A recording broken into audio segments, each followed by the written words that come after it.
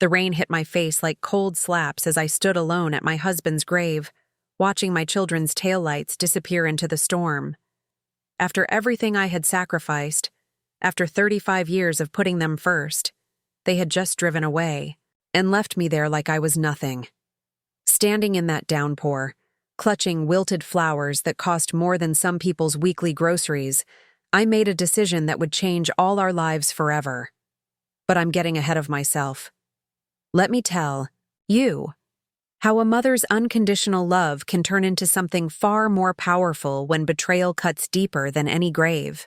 Before we jump back in, tell us where you're tuning in from, and if this story touches you, make sure you're subscribed, because tomorrow I've saved something extra special for you. My name is Linda Thompson, and for 62 years I understood what family meant. I thought love was supposed to be unconditional, that sacrifice was supposed to be rewarded, and that the children you raise with every ounce of your being would stand by you when the world got dark. I was wrong about a lot of things, but I was right about one thing that mattered more than all the rest. I was right about my own strength, even when I didn't know I had it. The morning that would shatter everything I believed about my children started like any other October day in our small Connecticut town of Millbrook. The leaves were just beginning their spectacular autumn show, painting the maple trees outside my kitchen window in shades of amber and crimson that reminded me of better times. I had been awake since 5, as was my habit, preparing for what should have been a day of remembrance and family unity. Instead, it became the day I learned that the people I loved most in the world saw me as nothing more than an inconvenience. It was the 5th anniversary of my husband Robert's death, and we had planned to visit his grave together as a family. This ritual had become sacred to me, a way to honor the man who had been my partner for 37 years and the father who had shaped our 3 children into the adults they had become. Or so I thought.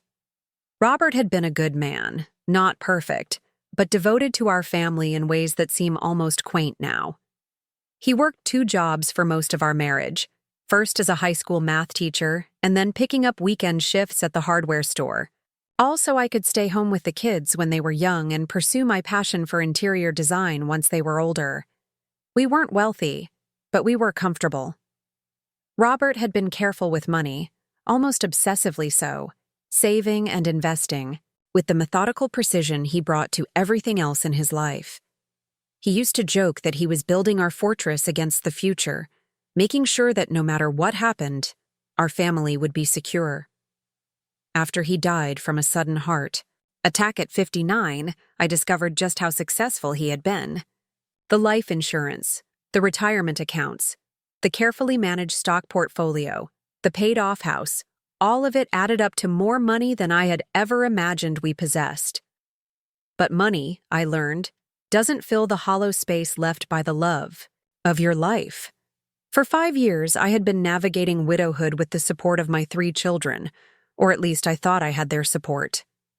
There was Michael, my eldest at 34, who worked as a financial advisor in Hartford and had always been the responsible one. He had inherited his father's analytical mind and his grandmother's sharp tongue, though I tried not to think about that second part too often. Then came Sarah, 31, a marketing executive in Boston who had her father's charm but seemed to have developed a hardness around the edges that worried me. Finally, there was Daniel, my baby at 28, who was still finding his way in the world as a freelance graphic designer, bouncing between apartments and relationships with the restless energy of someone who hadn't quite figured out what he wanted from life. They were all successful in their own ways, all college-educated, all seemingly well-adjusted adults who called regularly and visited for holidays. We had our ups and downs, as all families do, but I genuinely believed we were close. I believed they loved me the way I loved them, completely and without reservation. I believed that when the chips were down, we would stand together against whatever the world threw at us. Looking back now, I realize I had been seeing what I wanted to see rather than what was actually there. The morning of the cemetery visit, I spent 2 hours preparing. I made Robert's favorite apple cinnamon muffins, the recipe I had perfected over 20 years of marriage and still baked whenever I missed him most. I arranged fresh flowers in a beautiful bouquet, choosing the white roses he had always brought me for our anniversary and adding sprigs of rosemary for remembrance. I dressed carefully in the navy blue dress he had always said brought out my eyes, even though those eyes now carried lines that spoke of sleepless nights and tears shed in private moments. Michael arrived first, as he always did, prompt to the minute and carrying himself with the slightly impatient air of someone who had important places to be. He kissed my cheek dutifully and accepted a muffin, though he barely touched it while we waited for his siblings. When Sarah arrived 20 minutes late, she was already on her phone, fielding what she claimed was an urgent work call that couldn't wait. Daniel showed up last, looking like he had just rolled out of bed despite the fact that it was nearly noon. The drive to Oakwood Cemetery should have been a time for quiet reflection and shared memories.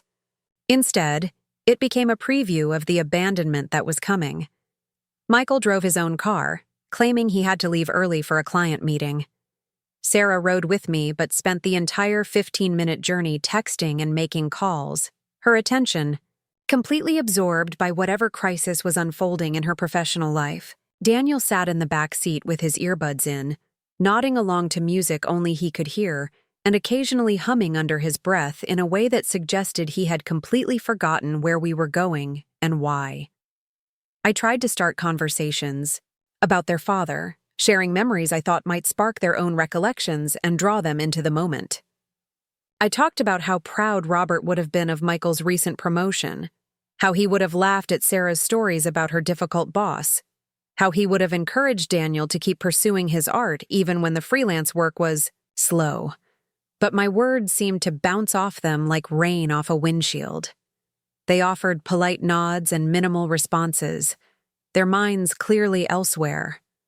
When we reached the cemetery, the first drops of rain were just beginning to fall, tiny pinpricks of moisture that seemed to echo the unease growing in my chest. Robert's grave was in a peaceful section under a large oak tree, marked by a simple granite headstone that bore his name, dates, and the inscription, "Beloved husband and father," that I had chosen after days of agonizing over what words could possibly capture the enormity of what we had lost. I had expected this to be a solemn but meaningful time together, a chance to honor Robert's memory, and perhaps talk about how we had all grown and changed in the 5 years since his death. Instead, it felt like I was attending my own memorial service, surrounded by people who were counting the minutes until they could leave. Sarah was the first to break. She had been fidgeting and checking her phone every few seconds since we arrived, and when it rang for the third time in 10 minutes, she answered it right there at the graveside. "I have to take this," she said, not even bothering to lower her voice or step away from the headstone. "It's about the Morrison account." She launched into a heated conversation about campaign strategies and budget allocations while standing over her father's grave, her voice carrying across the quiet cemetery like a profanity in a church. Michael, meanwhile, was checking his watch, with increasing frequency and shifting his weight from foot to foot like a runner waiting for the starting gun. When I tried to engage him in conversation about a story Robert used to tell about teaching Michael to drive, he cut me off mid-sentence. "Mom, I really need to get going. I have a 2:00 with the Hendersons, and you know how important that account is." Daniel was the most physically present, but the most emotionally absent. He stood beside the grave with his hands shoved deep in his pockets, staring off into the distance with the glazed expression of someone whose mind was miles away. When I asked him to share a memory of his father, he shrugged and said, "I don't really remember much. I was pretty young when he died." The dismissal hit me like a physical blow. Daniel had been 23 when Robert died, hardly a child, and they had shared countless experiences in those final years. Robert had spent hours helping Daniel with his portfolio for art school, had attended every one of his gallery showings, had been the one to encourage Daniel's creative pursuits when others suggested he needed a more practical career path. Idea that Daniel could claim not to remember seemed less like forgetfulness and more like willful amnesia. As the rain began to fall harder, I felt something shifting inside me. Not sadness, not hurt, but something colder and more crystalline. I was beginning to see my children not as the loving family members I had imagined them to be, but as strangers, who happened to share my DNA and my history, but not my values or my heart. "Maybe we should head back," Michael said, glancing up at the darkening sky. "This rain is really picking up." Preparing and narrating this story took us a lot of time, so if you are enjoying it, subscribe to our channel. It means a lot to us. Now back to the story. I looked at the three of them, my life's greatest accomplishments, the people I had poured every ounce of love and sacrifice into for more than 3 decades. They were already mentally gone, already moving toward their cars and their important meetings and their busy lives that apparently had no room for honoring their father's memory or supporting their grieving mother. "Just a few more minutes," I said quietly. "I'd like to say goodbye properly." Sarah huffed with impatience, still clutching her phone like a lifeline. "Mom, I'm getting soaked. Can't you just say whatever you need to say quickly?" The rain was coming down harder now, turning the cemetery paths to mud and plastering my carefully styled hair to my head. But I didn't move. I stood there looking at Robert's headstone, thinking about the man who had built his whole life around making sure his family was taken care of. And I felt a rage building that was unlike anything I had ever experienced. "Fine," Michael said, raising his voice over the increasing downpour. "I'm leaving. I can't miss this appointment." He turned and started walking toward the parking area without another word, not even bothering to say goodbye to his father, or to me. Sarah was right behind him. "I'll call you later, Mom," she said, already moving away from the grave. "We really need to go." Daniel lingered for just a moment longer, and for a second I thought he might stay, might show some small sign that this moment mattered to him. Instead, he patted my shoulder awkwardly and said, "Take care of yourself, Mom. I'll catch up with you soon." And then they were gone, all 3 of them, hurrying through the rain toward their cars while I stood alone at their father's grave. I watched their taillights disappear into the storm, 3 separate vehicles carrying 3 separate lives that had apparently outgrown any need for the woman who had given them everything. The rain was pouring down now, soaking through my dress, and running in cold rivulets down my back. My carefully arranged flowers were already beginning to wilt, the white petals bruised and scattered by the wind. I should have run for cover, should have hurried to my own car and driven home to dry clothes and hot tea. Instead, I stood there in the downpour and let myself feel the full weight of what had just happened. This wasn't just about a cemetery, visit cut short by bad weather. This was about a pattern I had been too blind or too hopeful to see clearly. This was about 3 children who had learned to see their mother as a convenience rather than a person, who had grown comfortable taking my love for granted because they had never known a world where it wasn't freely given. As I stood there, getting drenched, I began to think about all the times I had rearranged my life to accommodate theirs. The holiday meals I had cooked for ungrateful audiences, the emergency loans I had provided without question, the babysitting I had done for Sarah's children while she built her career, the emotional support I had offered during their divorces and job changes and personal crises. I thought about how I had stepped back from my own interior design business after Robert died, not because I couldn't handle it, but because I thought my children needed me to be available for them during their grief. What I was beginning to understand standing there in the rain at my husband's grave was that they hadn't been grieving the way I had been grieving. They had processed their father's death and moved on with their lives, while I had remained frozen in a moment of loss, trying to hold our family together through sheer force of will and maternal devotion. But there was something else, something that went deeper than disappointment or hurt feelings. As the rain continued to pour down and I remained alone at Robert's graveside, I realized that I wasn't just angry about being abandoned in this moment. I was angry about being taken for, granted in every moment that had led up to this one. I thought about the conversation I had overheard last Thanksgiving, when Michael and Sarah thought I was in the kitchen, but I was actually just around the corner in the dining room. They had been talking about my finances, about how I was sitting on all that money and not doing anything productive with it. They had laughed about how I lived in the same house, drove the same car, and maintained the same modest lifestyle that Robert and I had always shared, as if my lack of extravagance was somehow foolish or disappointing. I remembered Sarah's comment about how I could afford to help Daniel with a down payment on a condo, and Michael's agreement that I should be more generous with what he called Dad's legacy. At the time, I had pushed the conversation out of my mind, telling myself they were just worried about my future security. Now I wondered if their concern had been more about their own future inheritance than my present well-being. Standing there in the rain, I began to see my children's behavior through a different lens. The quick visits that never lasted more than a few hours. The phone calls that were always about their problems, their needs, their achievements, with barely a question about my own life. The way they had started treating my house like a hotel when they visited, expecting meals and laundry and entertainment without offering to help or contribute. The rain was coming down so hard now that I could barely see Robert's headstone through the sheets of water. My dress was completely soaked, my shoes were caked with mud, and my hair was plastered to my head like a drowning victim. But I didn't move. I stood there and let myself feel the full force of the storm, both the one raging around me and the one building inside me. Because something was becoming clear to me in that moment, something that had been buried under years of maternal instinct and unconditional love.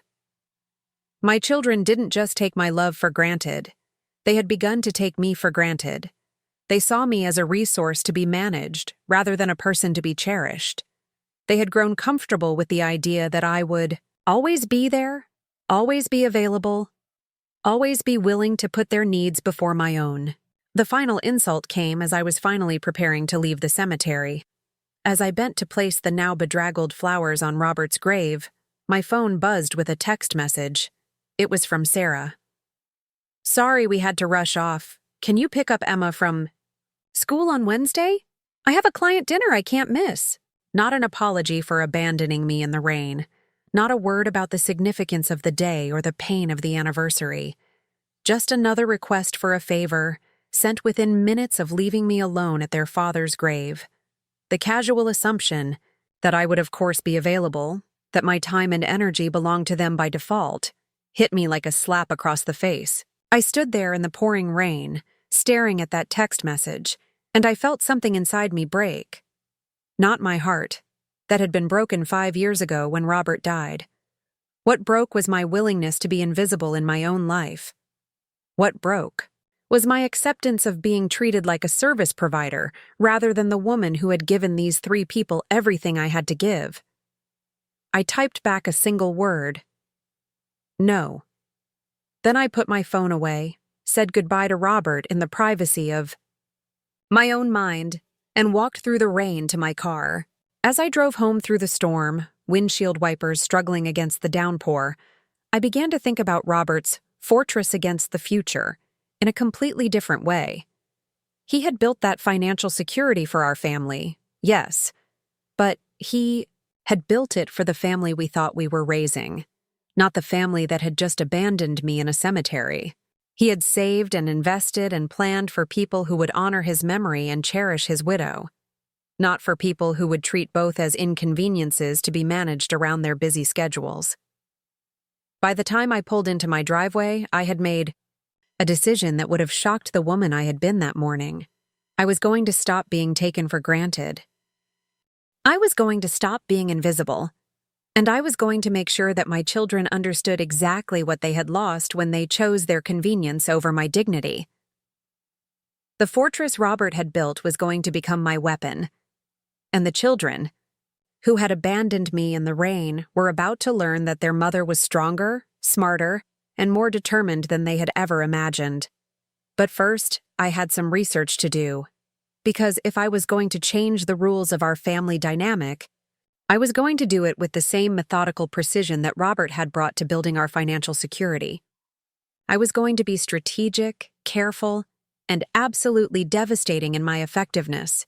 The rain continued to pour as I sat in my car in the driveway, but for the first time in 5 years, I wasn't thinking about what I had lost. I was thinking about what I was about to gain. My children thought they knew their mother. They were about to discover they had never really known me at all. That evening, as I sat in my living room with a cup of chamomile tea and my laptop, I began to understand just how naive I had been about my own children. The rain had finally stopped, but the storm inside me was just beginning to gather force. I had spent the drive home thinking about patterns, about the small moments I had dismissed or rationalized away, and now I was ready to examine them with the clarity that only comes from having your illusions shattered completely. I opened a new document on my computer and started typing. Not a letter, not a journal entry, but a timeline. I wanted to see exactly when and how my children had transformed, from the loving, grateful people I thought I was raising into the entitled strangers who had driven away from me in the rain. What I discovered as I worked through the years was both illuminating and heartbreaking. The shift had been so gradual that I hadn't noticed it happening. Like watching someone age day by day, the changes were too subtle to register until you stepped back and looked at the whole picture.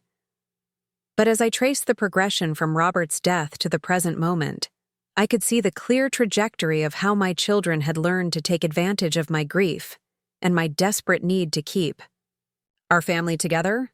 It started almost immediately after the funeral.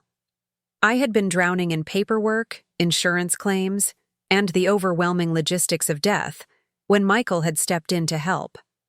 At the time, I had been so grateful for his assistance, so relieved to have someone handle the financial details while I struggled just to get through each day. He had taken over the management of Robert's accounts, helped me understand the insurance payouts, and guided me through the process of consolidating our assets. What I hadn't realized then was that his helpfulness came with a price. Not a financial one, but an emotional one. In allowing him to take control of those practical matters, I had inadvertently signaled that I was helpless, that I needed to be managed and protected rather than consulted and respected. Michael had carried that assumption forward into every interaction we had since then, treating me like a well-meaning but incompetent child who needed his guidance to navigate the complexities of adult life. The pattern had been reinforced by my own behavior. Whenever one of my children called with a problem, I dropped everything to help. When Sarah was going through her divorce 3 years ago, I had flown to Boston and stayed for 2 weeks, cooking her meals, watching her children, and providing emotional support while she fell apart. When Daniel lost his biggest client last year, I had quietly transferred money into his account to cover his rent and expenses without him even asking. When Michael's son needed expensive tutoring to get into the private school his parents wanted, I had written the check without hesitation. Each act of generosity had been motivated by love, by my deep desire to see my children succeed and be happy. But as I sat there cataloging these moments, I began to see them through a different lens. My children hadn't seen these gestures as expressions of love. They had seen them as evidence of my availability, proof that their needs would always take precedence over my own. The realization that hurt the most was how they had talked about Robert's death in the years since it happened. Not the public conversations where they spoke with appropriate sadness about missing their father, but the private comments I had overheard or half remembered. Sarah once mentioned to a friend that Robert's death had been actually kind of a blessing because it meant I would be available to help with her children. Michael had told his wife that my widowhood was working out well because it gave me purpose and kept me from being lonely. They had reframed my greatest loss as their greatest gain, and I had been too blinded by my own grief and my need to maintain family connections to see what they were really saying. They weren't grieving their father's absence the way I was. They were celebrating their mother's increased availability. As I continued my timeline, I found more evidence of their shifting attitudes. The way they had started visiting less frequently once they realized I would always come to them. The way they had stopped calling just to check in, instead only reaching out when they needed something. The way they had begun treating my house like their personal hotel, arriving with laundry and leaving with care packages they hadn't asked for but clearly expected. I thought about last Christmas, when all three of them had come home for the holiday. I had spent weeks preparing, decorating the house, shopping for gifts, planning elaborate meals. I had bought presents for their children, their spouses, even their pets. I had stayed up until midnight on Christmas Eve wrapping everything perfectly, making sure each package looked like it had come from an expensive boutique. On Christmas morning, they had opened their gifts with polite enthusiasm, but I could see the calculation in their eyes. Michael had immediately researched the value of his new watch online. Sarah had asked if I had kept the receipt for her purse. Daniel had seemed more interested in the cash I had tucked into his card than the art supplies I had carefully selected based on his current projects. But what had really stung was the gifts they had given me in return. A generic candle from Michael, still in the pharmacy bag with the price tag attached. A coffee mug from Sarah that I suspected had been a promotional item from her office. Nothing from Daniel except a hastily scrawled card that looked like he had picked it up from the hospital gift shop on his way to my house. The disparity hadn't been about money. All three of my children were doing well financially, certainly, well enough to put thought and effort into choosing meaningful gifts for their mother. The disparity had been about care, about the level of attention they felt I deserved, versus the level of attention they expected from me. As I typed these observations into my document, I felt the anger building again. Not the hot, explosive anger of the cemetery, but something colder and more focused. I was angry at them for taking advantage of my love, but I was also angry at myself for allowing it to happen. I had trained them to treat me this way through my own behavior, through my willingness to always give more than I received and never demand the same level of consideration I showed them. I thought about the conversations I had overheard about my money, about their casual assumptions that Robert's life insurance and investments would eventually be theirs. They had never asked me about my plans for the money, never suggested that I might want to travel or pursue hobbies or donate to causes I cared about. They had simply assumed that I would continue living my modest lifestyle and preserve their inheritance for them. The more I thought about it, the more I realized that they had been managing me for years, subtly but systematically ensuring that I remained available for their needs while my own needs went unexamined and unmet. They visited just enough to maintain the relationship, but not enough to be inconvenienced. They called just often enough to seem caring, but never at times that were inconvenient for them. They included me in their lives just enough to keep me invested, but never enough to give me real influence or agency. I closed my laptop and walked to the window, looking out at the garden Robert and I had planted together in the early years of our marriage. The roses were still blooming despite the late season, their red petals bright against the darkening sky. Robert had always said that roses were like good relationships. They required attention and care, but they rewarded that investment with beauty and resilience. Our marriage had been like that. We had weathered difficulties together, supported each other through challenges, and created something beautiful and lasting. But my relationships with my children had become something else entirely. I had been doing all the tending while they had been doing all the taking, and the result wasn't a garden, but a wasteland. Standing there in the growing darkness, I began to think about what Robert would say if he could see how our children were treating me. He had been protective of me in life, quick to defend me when anyone suggested I was too generous or too trusting. He had loved our children deeply, but he had also seen their flaws clearly. He wouldn't have tolerated the way they were treating me now, and I realized that by accepting their behavior, I was dishonoring his memory as much as they had dishonored it by abandoning me at his grave. That's when I made my second decision of the day. I wasn't going to confront my children directly about their behavior. I wasn't going to have emotional conversations about how they had hurt me or demand apologies for their selfishness. That approach would only lead to defensiveness and excuses, and it would ultimately change nothing. Instead, I was going to change the terms of our relationships quietly and systematically. I was going to withdraw my availability and see how they responded when the well of maternal generosity they had been drinking from suddenly ran dry. I was going to stop being the person who always said yes and start being the person who had her own priorities and boundaries. But first, I needed to understand exactly what I was working with. I needed to know the full extent of how they saw me and what they expected from me. So I decided to conduct a little experiment. The next morning, I called Michael's office. When his secretary answered, I asked to speak with him about an urgent family matter.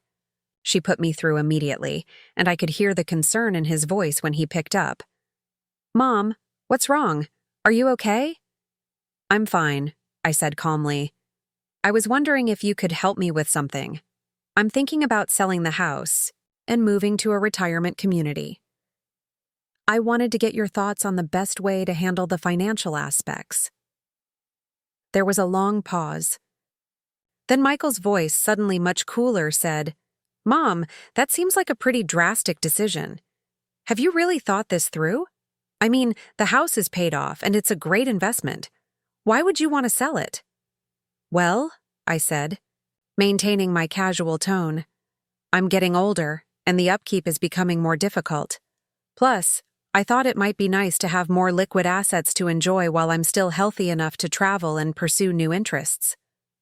Another pause, longer this time. "What kind of new interests?" he asked, and I could hear the suspicion creeping into his voice. "Oh, I don't know. Maybe a cruise around the world. I've always wanted to see Australia and New Zealand. And I've been thinking about taking art classes, maybe even buying a studio space where I could paint." "Mom," Michael said, and now his voice carried the tone he used with clients who were making poor financial decisions, "I really think you should slow down and consider this more carefully. Making major life changes when you're feeling emotional isn't usually a good idea. Why don't we have lunch this weekend and talk it through?" I smiled to myself. Michael, who had been too busy for a proper visit to his father's grave, suddenly had time for lunch when he thought I might be about to spend his inheritance. "That's very thoughtful of you," I said, "but I'm actually meeting with a real estate agent tomorrow. I want to get the process started as soon as possible." "Mom, wait," he said, and I could hear the panic beginning to creep in. "You don't need to rush into anything. Let me do some research on retirement communities in the area. Maybe we can find something that would work better than selling the house." "Oh, I'm not looking at places around here," I said cheerfully. "I'm thinking about somewhere warmer. Maybe Florida or Arizona. Somewhere I can start fresh." The silence that followed was so long I wondered if the call had been disconnected. Finally, Michael spoke again, his voice tight with barely controlled alarm. "Mom, you can't just move across the country. What about family? What about your grandchildren?" "Well," I said, as if the thought had just occurred to me, "I assumed you were all too busy with your own lives to see me very often anyway. Yesterday at the cemetery made that pretty clear." "That's not fair," he said quickly. "We all had commitments we couldn't break. That doesn't mean we don't want to spend time with you." "I'm sure that's true," I said mildly. "But since you're all so busy, I thought this might be the perfect time for me to pursue my own interests without worrying about being available for family obligations." I could practically hear Michael's mind racing as he tried to figure out how to respond to this unexpected development. Finally, he said, "Look, I think there might have been some miscommunication yesterday. Why don't we plan a family dinner this weekend, all of us together, so we can talk about this properly?" "That sounds lovely," I said, "but I'm actually quite busy this weekend. I'm meeting with my financial advisor on Saturday to discuss liquidating some investments, and on Sunday I'm touring a few retirement communities online." Your financial advisor? Michael asked, his voice rising slightly. Which financial advisor? I thought I was helping you with that stuff. Oh, you've been wonderful, I said warmly. But I realized I need someone who specializes in retirement planning for single women, someone who understands my specific needs and goals. I could hear Michael breathing heavily through the phone. Mom, I really think we need to sit down and talk about this face-to-face. How about I come over tonight after work? I'm sorry, but I have plans tonight, I said. I'm having dinner with my neighbor, Eleanor. She's been giving me advice about living independently as a widow. This was true, though the dinner had only been arranged an hour earlier when I had called Eleanor and suggested we get together. Eleanor Walsh was a spunky 70-year-old who had been widowed for nearly a decade and had spent the intervening years traveling the world, taking classes, and generally living life on her own terms. She was exactly the kind of role model I needed at this moment. Fine, Michael said, his professional composure finally cracking. But I want you to promise me you won't make any major decisions before we have a chance to discuss this as a family. Of course, I said sweetly. I wouldn't dream of making major decisions without considering how they might affect the people I care about. I learned that lesson yesterday. After I hung up, I sat back in my chair and smiled.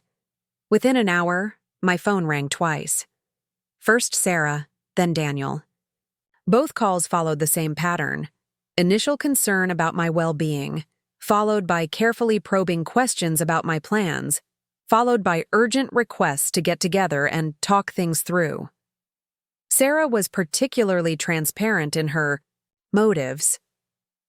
Mom, Michael told me you're thinking about selling the house. I just want to make sure you're not being pressured into anything. There are a lot of scammers out there who target older women, especially widows with assets. The implication that I was too naive or incompetent to make my own financial decisions was exactly the kind of condescension I had been dealing with for years, but now I could see it clearly. Sarah wasn't worried about my being scammed. She was worried about her inheritance being spent. Daniel's approach was different, but equally revealing. Hey, Mom, I heard you're thinking about some big changes. That's cool. You should totally do whatever makes you happy. But maybe I could crash at the house for a while before you sell it. I'm between apartments right now, and it would save me a ton of money on rent. Even when confronted with the possibility that I was about to dramatically change my life, Daniel's primary concern was how it might benefit him.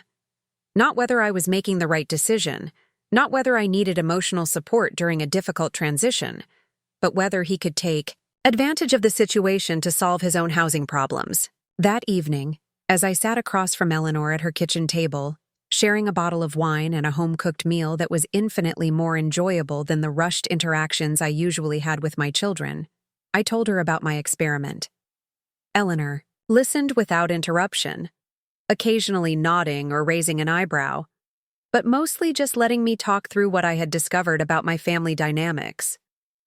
When I finished, she was quiet for a long moment, swirling the wine in her glass and looking thoughtful.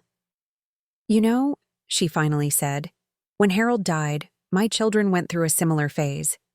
Not as extreme as what you're describing, but there was definitely a period where they seemed to see me more as a resource than as a person. I leaned forward, interested.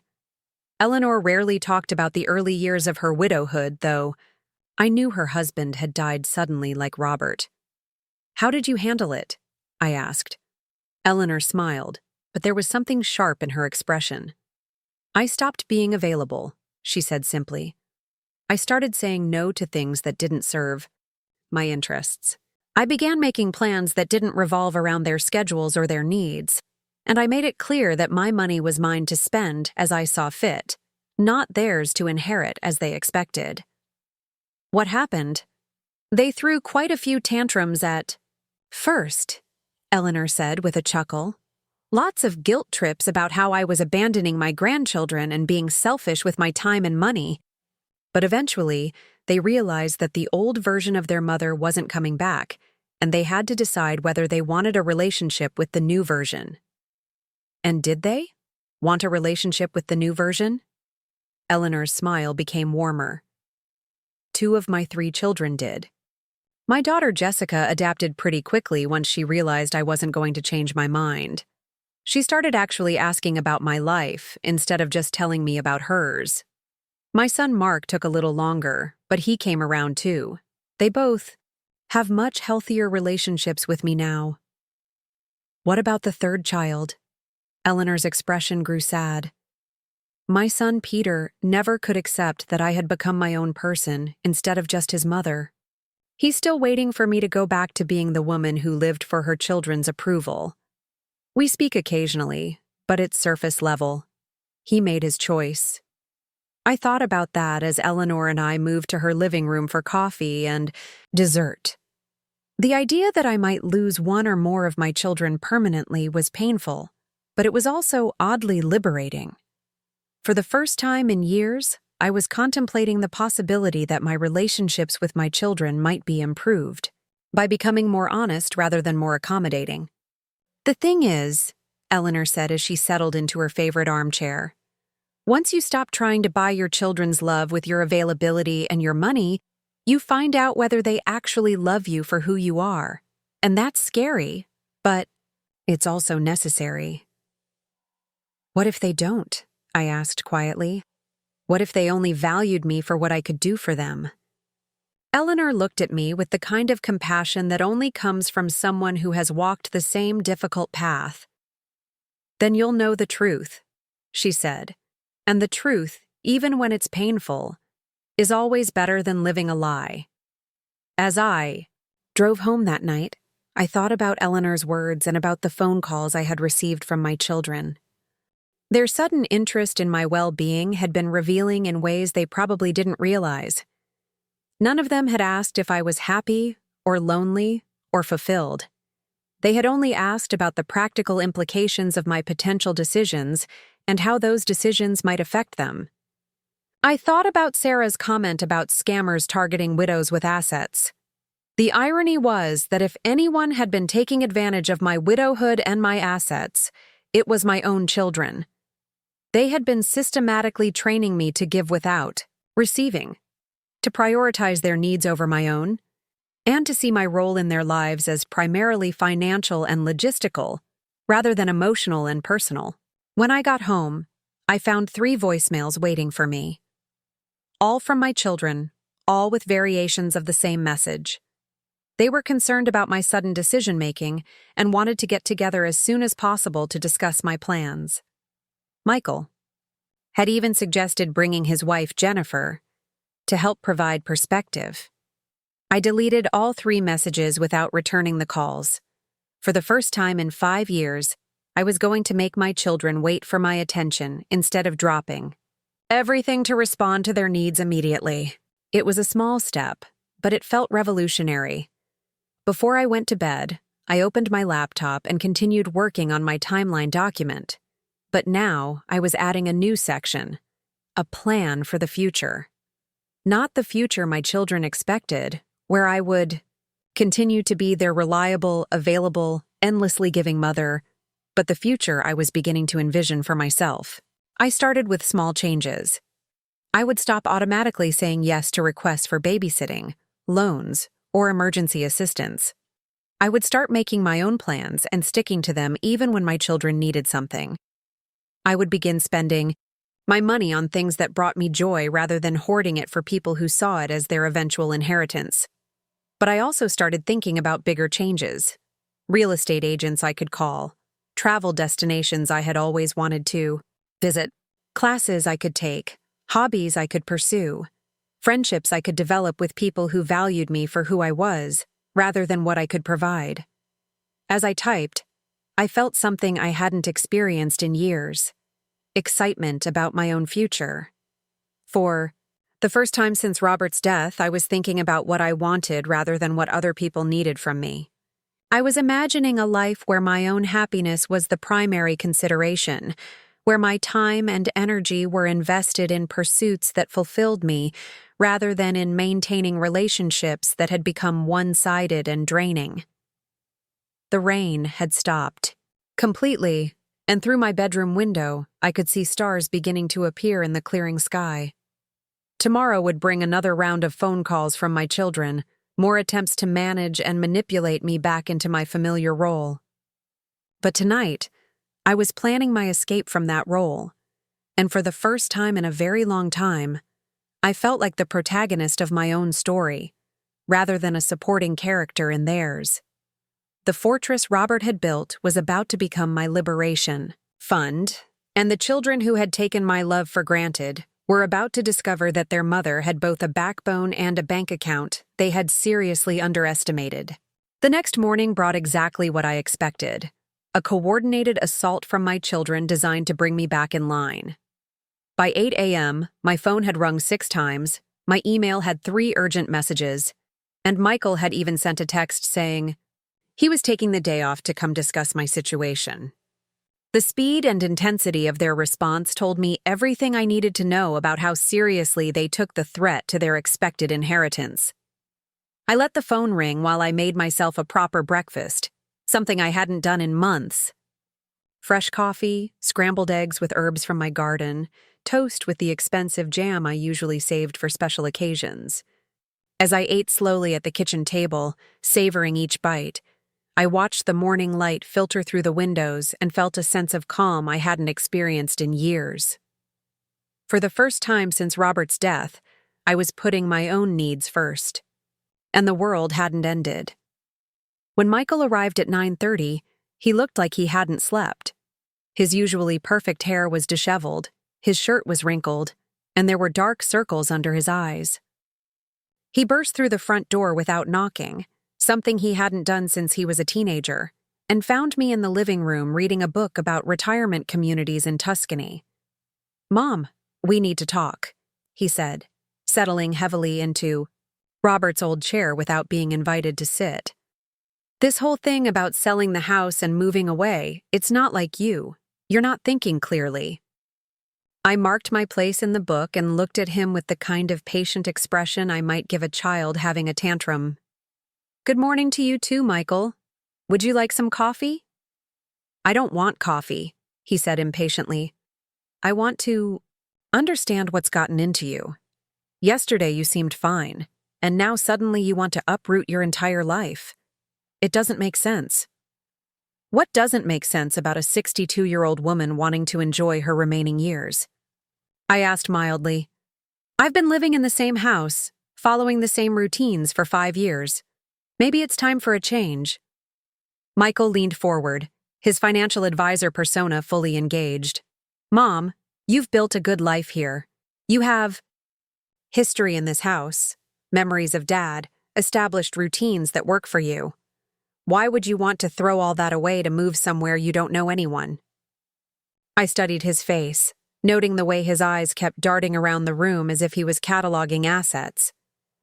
"You seem very concerned about my emotional well-being all of a sudden. That's interesting, considering you couldn't spare an extra 10 minutes at your father's grave yesterday." Michael's face flushed. "That was different.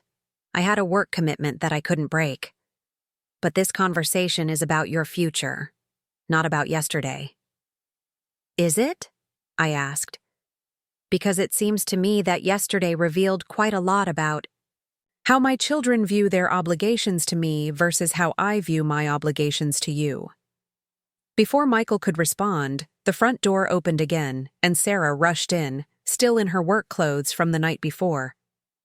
She must have driven straight from Boston after getting Michael's panicked phone call.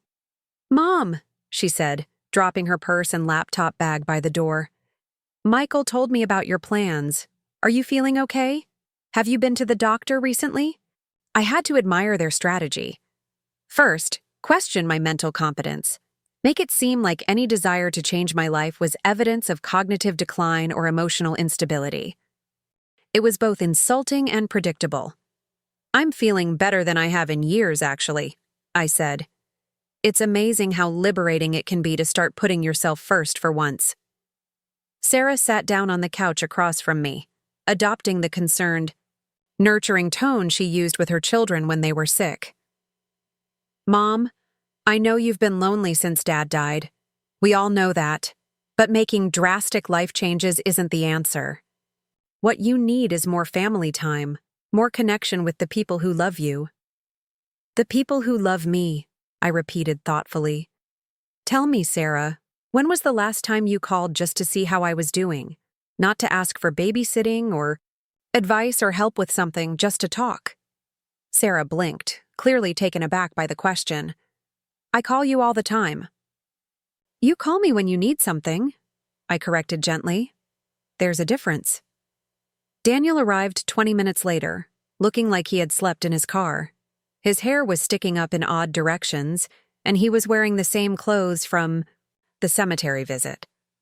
He surveyed the scene in the living room and immediately grasped that this was some kind of family intervention. So what's the crisis? He asked, flopping into the remaining chair with the casual disregard for furniture that had driven Robert crazy when Daniel was a teenager. Mom wants to sell the house and move to Florida or Arizona, Michael said tersely. She's talking about liquidating investments and spending money on world cruises and art studios. Daniel perked up at this information.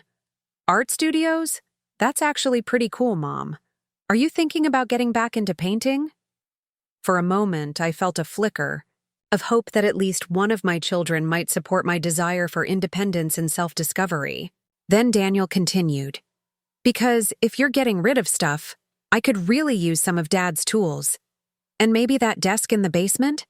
I've been looking for a good workspace, and it would save me a ton of money if I didn't have to buy furniture.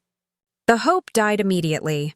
Even when Daniel seemed to be supporting my plans, he was actually just figuring out how to benefit from them.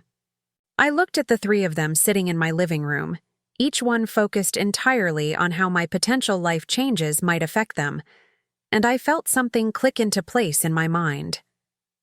I have a question for all of you, I said, setting down my book and folding my hands in my lap.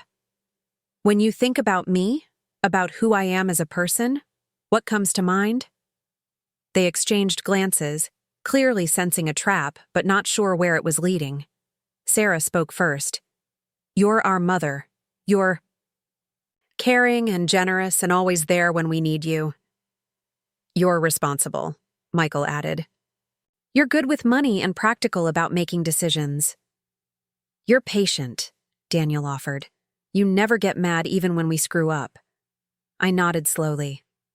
So when you think about me, you think about what I do for you, not who I am as an individual person with my own interests and desires and dreams. That's not true, Sarah protested. We care about you as a person. Really? I asked. Can any of you tell me what my favorite book is? What I wanted to be when I was young, before I became a wife and mother? What I dream about doing now that I have the freedom to pursue my own interests? The silence that followed was deafening. They looked at each other and then back at me, clearly struggling to come up with answers to questions that had apparently never occurred to them. See, I said gently. This is what I've been realizing. For the past 5 years, I've been so focused on being available for all of you that I've forgotten to be available for myself. And you've been so accustomed to having me in that role that you've never thought to ask who I might be outside of it. Michael cleared his throat. Mom, I think you're being a little unfair. Of course we care about you as a person. We're just concerned that you're making hasty decisions based on emotions rather than logic. What's emotional about wanting to live my own life? I asked. What's hasty about a 62-year-old woman deciding to spend her own money on her own happiness? It's not about the money, Sarah said quickly, though the slight flush in her cheeks suggested otherwise. Isn't it? I asked. Because all three of you seemed remarkably unconcerned about my happiness yesterday when you left me standing in the rain. But the moment I mentioned possibly spending some of your father's insurance money on myself, suddenly you all have time for family meetings. Daniel shifted uncomfortably in his chair. Mom, you're making it sound like we only care about you because of money. That's not fair. Then prove it, I said simply. Show me that you care about my happiness more than your inheritance. Support my decision to make changes in my life, even if those changes mean less money for you eventually. Another long silence. I could practically see the gears turning in their heads as they tried to figure out how to respond without revealing their true priorities. Finally, Michael spoke. Mom, it's not about the money. It's about making sure you're secure in your old age. Dad would want us to make sure you're taken care of. Your father would want me to be happy, I replied firmly. He would want me to live a full life, not to sit in this house like a museum curator preserving everything exactly as it was when he died. But what if you run out of money? Sarah asked. What if you spend everything on travel and art classes and then can't afford medical care when you're older? I smiled at her, and for the first time in the conversation, I felt genuinely amused rather than disappointed. Sarah, your father left me very well provided for. I could live quite comfortably for the rest of my life even if I spent $100,000 a year on pure indulgence. The money isn't going anywhere. There will still be plenty left for you when I'm gone. $100,000 a year? Daniel asked, his eyes widening. How much money is there exactly? More than enough, I said calmly. But that's not really the point, is it? The point is that it's my money to spend as I choose, and I'm choosing to spend some of it on making myself happy while I'm still alive to enjoy it. Michael stood up abruptly and began pacing the room. Mom, I think you need to slow down and really consider what you're saying.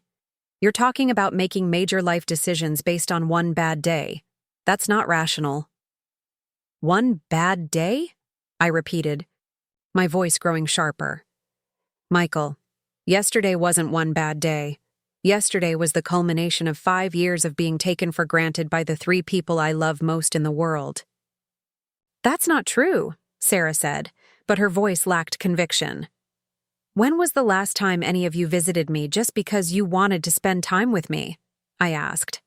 Not because you needed babysitting or help with something, but just because you enjoyed my company?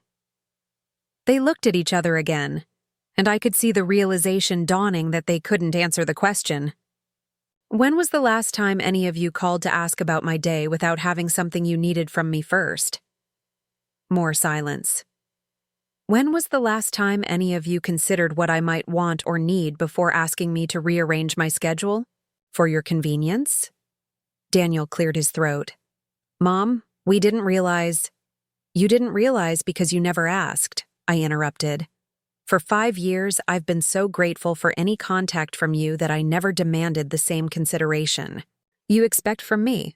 But yesterday, standing alone at your father's grave while you all drove away to your important appointments, I realized that gratitude without reciprocity isn't love. It's exploitation. The word hung in the air like a slap. Sarah's face went pale. Michael stopped pacing, and Daniel actually flinched. Mom, Sarah said carefully. That's a very strong word. It's the right word, I said firmly. You've been exploiting my love for you, my grief for your father, and my desire to maintain family connections. You've trained me to give without receiving, to ask for nothing while providing everything, and to put your needs ahead of my own happiness. Michael sat back down, his professional composure cracking. We never meant for you to feel that way. Intent doesn't matter as much as impact, I replied, and the impact has been that I've spent 5 years living as a supporting character in your lives instead of as the protagonist of my own. I stood up and walked to the window, looking out at the garden where Robert and I had spent so many happy hours together. Your father and I planted those roses 20 years ago, I said without turning around. Do you know why we chose roses? None of them answered. Because roses require attention and care, but they reward that investment with beauty and resilience. A good relationship is like that. Both people tend to it, both people invest in it, and both people benefit from the result. I turned back to face them. But that's not what we have anymore. I've been doing all the tending while you've been doing all the taking, and the result isn't a garden, it's a wasteland. So what are you saying? Daniel asked quietly. That you don't want to be our mother anymore? The question broke my heart a little, but I could see that it came from genuine confusion rather than malice. Daniel, perhaps more than the others, truly didn't understand what he had been doing wrong. I'm saying that I want to be your mother in a way that honors both of us, I replied. I want relationships where my happiness matters as much as yours, where my time is respected as much as yours, where my dreams are supported as much as I've supported yours. What do you want from us? Sarah asked, and for the first time in the conversation, she sounded more curious than defensive. I want you to get to know me as a person, not just as your mother, I said. I want you to consider my feelings before making requests of my time or energy. I want you to show interest in my life that isn't connected to what I can do for you. I paused, looking at each of them in turn. And I want you to understand that the days of me being automatically available for your convenience are over. I'm going to start living my own life, and that means I'm going to start saying no to things that don't serve my interests. What kinds of things? Michael asked nervously. Last-minute babysitting requests when you haven't bothered to call me in weeks, I said. Emergency loans for people who are perfectly capable of managing their own finances. Holiday gatherings where I do all the work and you do all the taking. I sat back down and looked at them seriously. I'm not cutting you out of my life. I'm inviting you into a healthier version of our relationship. But it's going to require you to see me differently and treat me differently. And if we don't, Sarah asked quietly, then you'll discover that the woman who raised you is stronger and more independent than you ever realized, I said. And you'll have to decide whether you want a relationship with the real me or whether you only valued the version of me that existed to serve your needs. The room fell silent again, but this time it felt different.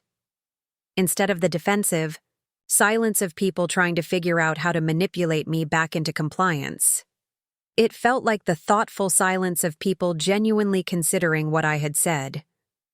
Finally, Michael spoke. Mom, I think I owe you an apology. I didn't realize how we've been treating you. But now that you've pointed it out, I can see it. I can see it too, Sarah said softly. And I'm ashamed of myself. Daniel nodded. Yeah, me too. I guess I just got so used to you always being there that I forgot you might have your own stuff going on. I felt a flicker of hope, but I was careful not to let it show too much on my face. Words were easy. Changed behavior would be the real test. I appreciate the apologies, I said. But what I really need is for things to change going forward. What would that look like? Michael asked. It would look like you calling me because you want to talk to me, not because you need something from me, I said. It would look like you including me in your lives because you enjoy my company, not because you need free childcare or emotional labor. It would look like you asking about my interests and supporting my dreams the way I've always supported yours, I continued. And it would look like you respecting my decisions about my own life, even when those decisions don't prioritize your convenience or your inheritance. Sarah leaned forward. Are you still planning to sell the house? I smiled. I don't know. Yet. I'm exploring my options. But I do know that whatever I decide, it will be based on what's best for me, not on what's most convenient for you. That's fair, Michael said, though I could see the effort it took him to say it. More than fair, Daniel added. It's what we should have been encouraging all along. I looked at my 3 children, seeing them more clearly than I had in years. They weren't evil people, and they hadn't set out to take advantage of me. They had simply fallen into patterns that benefited them, and I had enabled those patterns by never demanding better. There's something else we need to discuss, I said. The money. All 3 of them tensed visibly. I want you to understand that your inheritance is not guaranteed, I said calmly. Your father left that money to me, not to you. And while I hope to leave you something when I die, I'm not going to spend the rest of my life preserving wealth for people who don't value the person who earned it."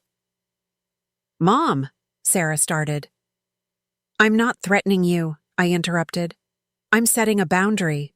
If you want to maintain a relationship with me that might eventually include financial inheritance, then you need to maintain a relationship with me that's based on love and respect, not on expectation and entitlement."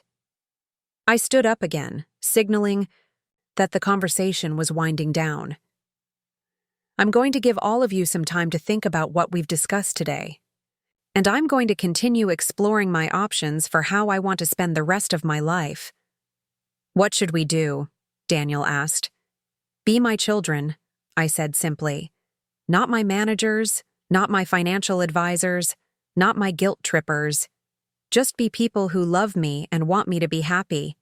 As they filed out of the house, each of them giving me awkward hugs and promises to do better, I felt a mixture of exhaustion and exhilaration. The confrontation had been harder than I had expected, but it had also been more successful than I had hoped. For the first time in years, my children had heard me speak as myself rather than as their endlessly accommodating mother. That evening, I called Eleanor to tell her about the intervention. "How do you feel?" she asked after I had recounted the whole conversation. "Tired," I said honestly, "but also hopeful and terrified." "That sounds about right," Eleanor said with a laugh. "The good news is that they didn't just dismiss what you said, they actually seemed to hear you." "Some of it anyway," I agreed. "But I know the real test will be whether anything actually changes in how they treat me."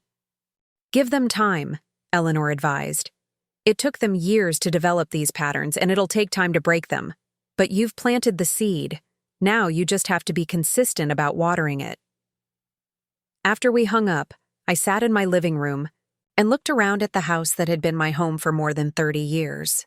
The furniture Robert and I had chosen together, the photos of our children at various stages of their lives, the mementos from trips and celebrations and ordinary moments that had made up the fabric of our family life. I still didn't know whether I wanted to sell the house and move away. But for the first time since Robert's death, I felt like I had the freedom to make that choice based on what would make me happy, rather than what would be most convenient for other people. The fortress Robert had built wasn't just about money. It was about security, about having choices, about being able to live life on your own terms. For 5 years, I had been so focused on preserving that security for my children that I had forgotten it was meant to provide freedom for me. Now I was ready to claim that freedom, and my children would have to decide whether they wanted to be part of that journey or whether they preferred the version of their mother who had never asked for anything in return for everything she gave. The next few weeks would tell me everything I needed to know about which choice they would make. The silence after my children left felt different from any quiet I had experienced in my house before. It wasn't the heavy silence of grief or the hollow silence of loneliness. It was the anticipatory silence of someone waiting to see if words would translate into actions, if promises would become patterns, if relationships could truly change, or if they were too damaged to repair. I spent the next 3 days implementing my new boundaries in small but meaningful ways. When Sarah called Tuesday evening asking if I could pick up Emma from school because she had a client emergency, I took a deep breath and said, "I'm sorry, but I'm not available tomorrow. You'll need to make other arrangements." The pause that followed was so long I wondered if the call had dropped, but eventually Sarah said, "Oh, okay, I'll figure something out." There was surprise in her voice, but not the anger I had expected. When Michael texted Wednesday morning asking me to review some investment documents for a client who reminded him of Dad, I responded with, "I'm flattered you value my opinion, but I'm not qualified to give financial advice to your clients. You should recommend they consult with a certified professional." Again, the response was puzzlement rather than hostility, though I could sense his confusion through the phone.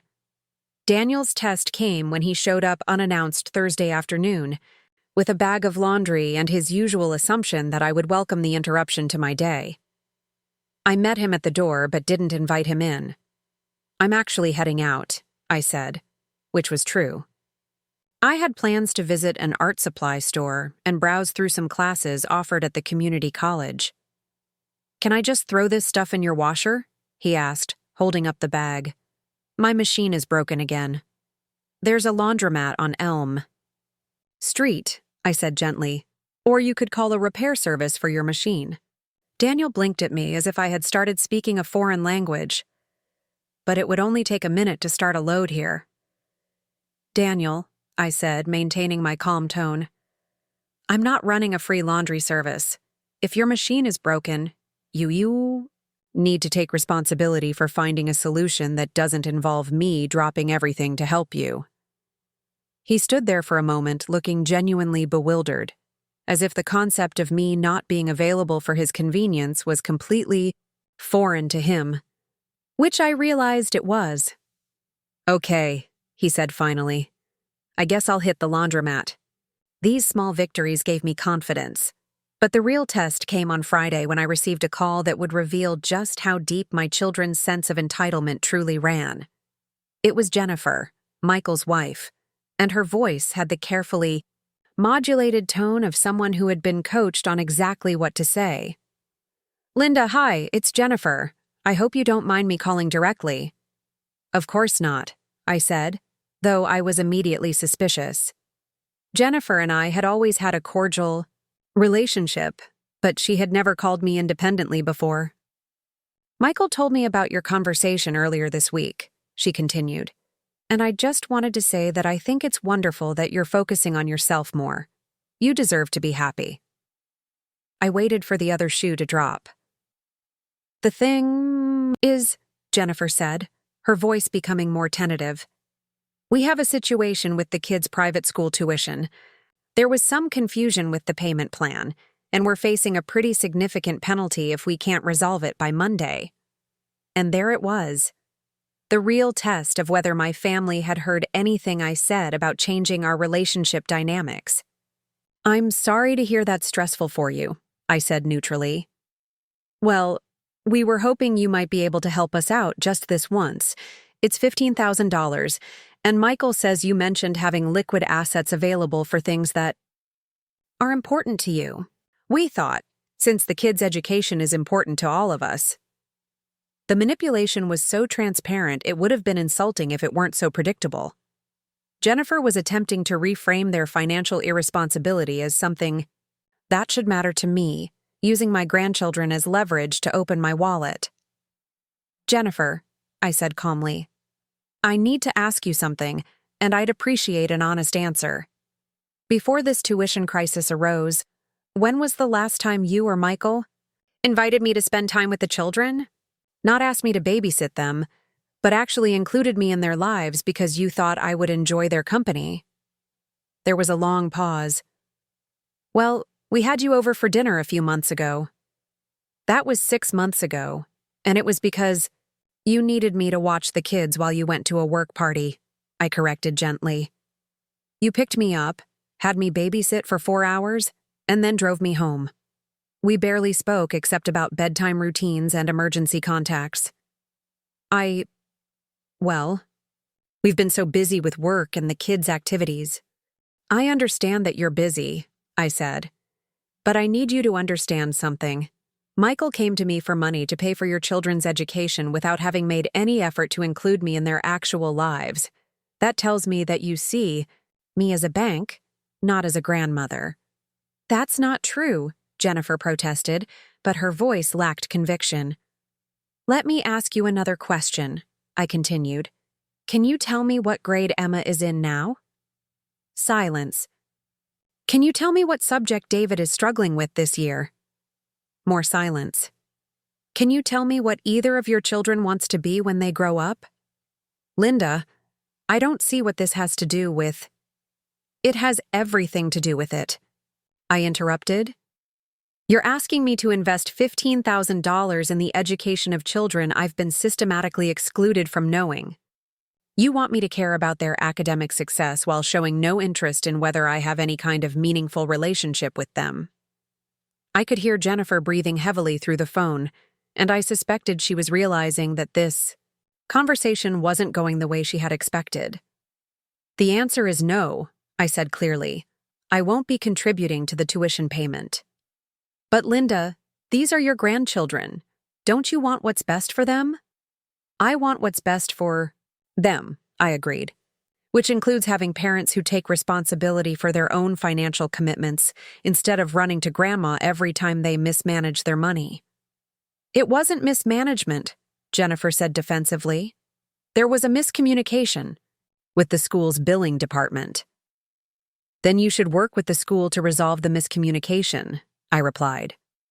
That's what responsible adults do when they encounter billing errors. After I hung up, I sat in my kitchen feeling a mixture of sadness and liberation. Sadness because the call had confirmed that my children viewed me primarily as a financial resource. Liberation because I had successfully maintained my boundaries, even when they used my grandchildren as emotional leverage. The real revelation came that evening when my phone rang again. This time it was Michael, and he was furious. Mom, Jennifer told me about your conversation today. I can't believe you would take out your frustrations with us on our children. I'm not taking anything out on anyone, I said calmly. I'm simply declining to solve a problem that isn't mine to solve. Those kids are your grandchildren, Michael said, his voice rising. You're punishing them for whatever issues you think you have with us. Michael, when was the last time you brought the children to visit me without needing me to babysit? Them. That's not the point, he said, clearly frustrated that I wasn't engaging with his guilt trip. It's exactly the point, I replied. You want me to feel financially responsible for children I'm not allowed to be emotionally connected to. You want me to invest in their futures while being excluded from their presents. You're not excluded, Michael protested. You're always welcome to see them. Am I? Because every time I've suggested getting together with them, you've either been too busy or you've turned it into a babysitting request. When I asked to take Emma to the art museum last month, you said she was too busy with activities. When I suggested having David spend a weekend with me this summer, you said he was too young to be away from home overnight. Those were legitimate concerns, Michael said defensively. Were they? Or were you protecting your children from spending unsupervised time with their grandmother because you were afraid I might tell them things about their family history that don't fit the narrative you prefer? There was a long pause, and I could practically hear Michael's mind racing as he tried to figure out how to respond to that accusation. What's that supposed to mean? He finally asked. It means I think you've been controlling my access to my grandchildren the same way you've been controlling everything else in this family, I said. You want me available when it's convenient for you, but you don't want me to have any real influence or independence. That's ridiculous, Michael said, but his voice had lost some of its conviction. Is it? Then why don't you ever leave them children alone with me? Why do all our interactions have to be supervised and structured around your needs? Why have you never asked me what kind of relationship I'd like to have with them? Another pause, longer this time. Michael, I said, more gently, I love those children and I want to be part of their lives. But I won't be blackmailed into funding their education when I'm not allowed to be their grandmother in any meaningful way. So, what do you want? He asked, and for the first time in the conversation, he sounded more tired than angry. I want to spend time with Emma and David without it being about childcare, I said. I want to take them places and teach them things and be someone they actually know, not just someone who sends birthday cards and Christmas presents. And if we arrange that, Michael said carefully, would you reconsider helping with the tuition? I almost laughed at the transparency of the transaction he was proposing, but I managed to keep my voice steady. Michael, do you hear yourself? Right now? You're literally trying to negotiate access to your own children in exchange for money. That's not what I'm doing, he said quickly. That's exactly what you're doing. I replied. And the fact that you don't see anything wrong with that tells me everything I need to know about how you view our relationship. I could hear Jennifer's voice in the background, though I couldn't make out the words. Michael put his hand over the phone for a moment, then came back on the line. Mom, we need to resolve this tuition situation by Monday. Can we please just focus on that for now and deal with the other stuff later? The other stuff, I repeated. You mean my feelings and my need for authentic relationships with my family members? That's just other stuff to you? I didn't mean it like that, Michael said, but we both knew he had. I'm going to hang up now, I said. When you're ready to have a conversation about building a real relationship between me and your children that isn't contingent on my financial contributions, you know where to find me. I ended the call and immediately turned off my phone. I needed time to process what had just happened without being bombarded by more calls and messages from my children. The weekend that followed was the most peaceful I had experienced in years. With my phone turned off and my boundaries firmly in place, I was free to focus on my own interests without constant interruption. I visited 3 art galleries, attended a lecture on European travel for seniors, and had a long lunch with Eleanor where we discussed everything from books to politics to the challenges of reinventing yourself in your 60s. How are you feeling about the tuition situation? Eleanor asked over coffee and dessert. Sad but not surprised, I said honestly. It confirmed what I suspected about how they really see me. And how do you see yourself now? She asked. I thought about that question as I watched other diners enjoying their Saturday afternoon meals. Couples talking animatedly, families with children who seemed genuinely engaged with each other, groups of friends laughing and sharing stories. I see myself as someone who has choices, I said finally. For the first time in years, I feel like I have agency in my own life. That's powerful, Eleanor said, and scary, I imagine. Terrifying, I agreed, but also exhilarating. When I turned my phone back on Sunday evening, there were 17 missed calls and 43 text messages.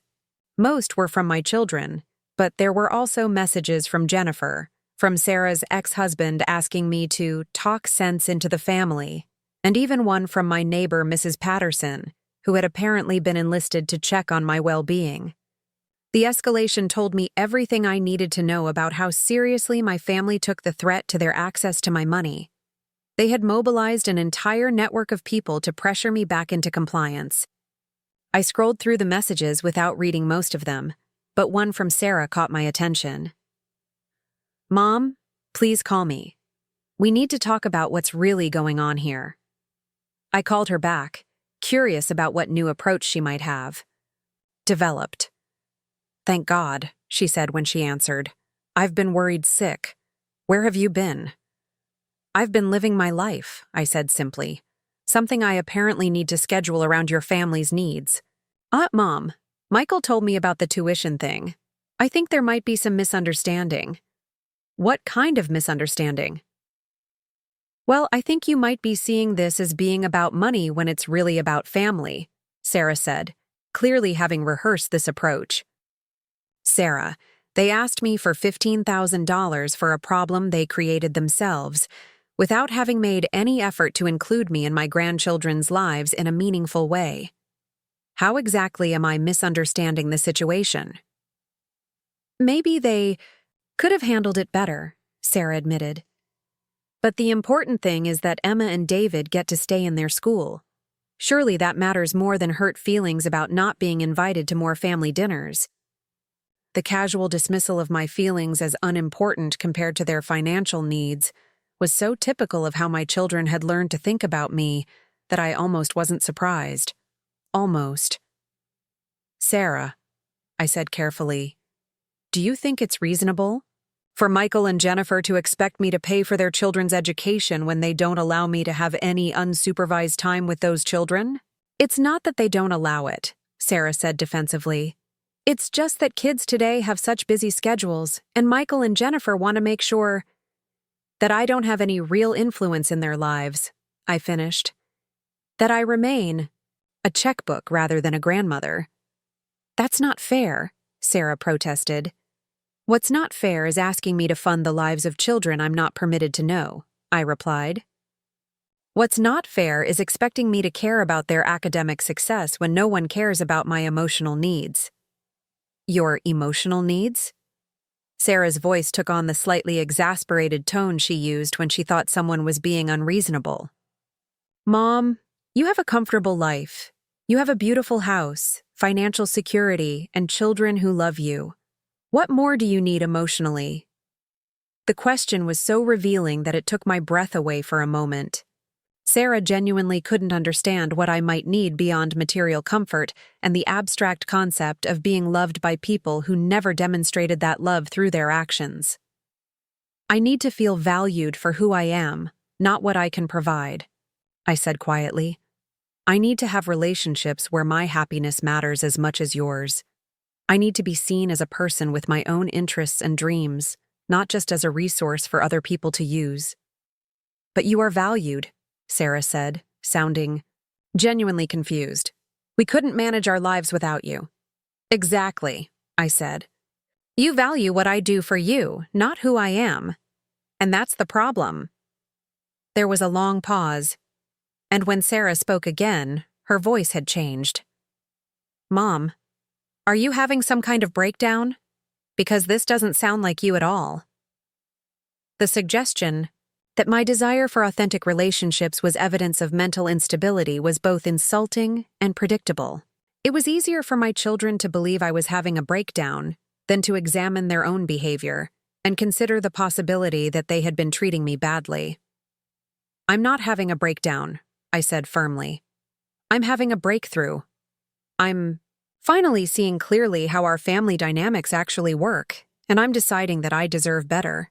What does that mean exactly? Sarah asked, and I could hear the worry creeping into her voice. It means that the days of me being automatically available for your convenience are over, I said. It means that if you want my financial help with something, you need to have invested in a real relationship with me first. It means that I'm going to start living my own life instead of existing solely to support yours. And if we don't like the new terms? Sarah asked quietly. Then you'll discover that you never really knew your mother at all, I said. And you'll have to decide whether you want to get to know the real me or whether you prefer to remember the version of me that never asked for anything in return. After I hung up, I sat in my living room looking around at the life Robert and I had built together. The photos of our children at various stages of their lives, the mementos from family vacations and celebrations, the comfortable furniture we had chosen for a house where we planned to grow old together. All of it was still there, but it felt different now. Instead of being surrounded by memories of a loving family, I felt like I was sitting in a museum dedicated to illusions I had maintained for too long. The next morning, I did something I hadn't done in 5 years. I made plans that were entirely for my own enjoyment, without considering anyone else's schedule or needs. I booked a week-long art retreat in Vermont for the following month. I signed up for an Italian language class that met twice a week. I made appointments to visit 4 different retirement communities, not because I had decided to move, but because I wanted to understand all my options. Each decision felt like a small act of rebellion against the role I had been playing for so long. For the first time since Robert's death, I was thinking about what I wanted rather than what other people needed from me. The retreat was non-refundable. The language class required a semester commitment. The retirement community visits would take me away for entire days when my children might need something from me. All of it felt terrifying and wonderful in equal measure. That afternoon, I called my lawyer to update my will. Not because I was planning to disinherit my children, but because I wanted to ensure that my money would be distributed in a way that reflected my values rather than their expectations. I established a scholarship fund for art students at the local community college. I made substantial donations to the women's shelter where Robert and I had volunteered together. I set aside money for a trust that would support my grandchildren's education, but only if they maintained regular contact with me and could demonstrate that they actually knew me as a person. The remainder would go to my children, but only after they completed a family counseling program designed to help them understand how their behavior had affected our relationships. It wasn't punishment, it was education. And it was my way of ensuring that Robert's money would be used to build the kind of family he had always wanted us to be, rather than enabling the dysfunction we had become. When I finished signing the documents, I felt a sense of completion I hadn't experienced since Robert's death.